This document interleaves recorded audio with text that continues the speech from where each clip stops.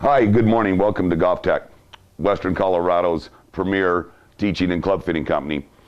Today, what I'd like to talk to you about is the short game. You know, if you take the overall averages, 7 out of 10 shots in golf come within 100 yards of the hole. We've all been there where you get up by the green in 2 shots and chunk a chip shot or a pitch shot and blow it over the green and end up back and forth a little bit and a couple putts, and pretty quick you make 6 or 8 when you were there in 2.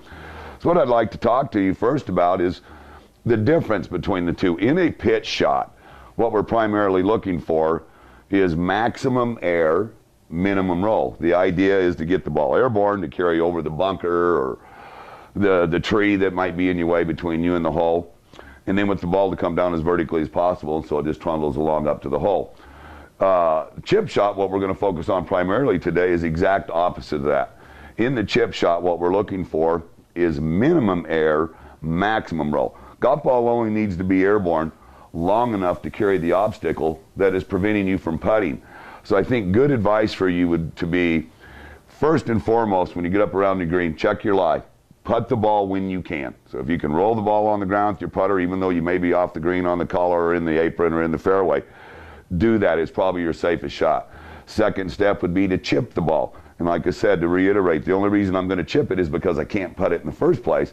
And then what I want to think is just chipping the ball, minimum air, carrying the ball in the air just long enough to cover the obstacle that prevented me from putting in the first place. Get the ball back on the ground and rolling.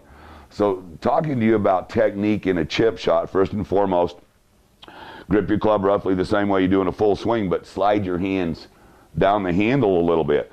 You can have your feet fairly close together, maybe slightly open if you choose. Make sure your shoulders are still square, your golf club is still square to your intended target line. Then you just simply press your hands forward a little bit to de-loft the golf club. Make sure that the ball is back in your stance. Favor the weight a little bit on your forward foot.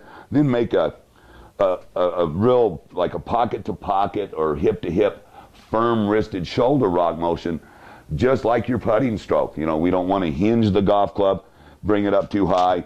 You'll hit the ground too soon or thin the golf ball.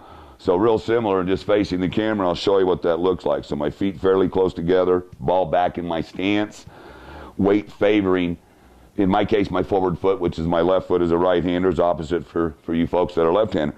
And then make that nice firm-wristed pendulum motion or shoulder rock, just getting the ball airborne long enough to carry the obstacle. So let me give you a demonstration. So ball back, weight slightly forward, nice little firm-wristed, pocket-to-pocket shoulder motion. If you use these techniques around the green, I think you'll save a lot of strokes. And let me remind you of one thing. In the chip shot, we don't want to manufacture a shot trying to get the ball to carry X distance. Change clubs to control distance, because your motion always should repeat. For example, on a short chip shot, maybe 10 or 15 foot from the hole and you're just off the green, you may use a sand wedge, which is what I have in my hand. The same lie, and maybe the hole's farther back on the green, 60, 80 feet, you may chip with a 5-iron. There again, letting the club control the distance, because your motion is always going to stay the same. Just a nice firm-wristed shoulder rock, just like your putting stroke. If you do this, I believe you'll save a lot of strokes. Thanks.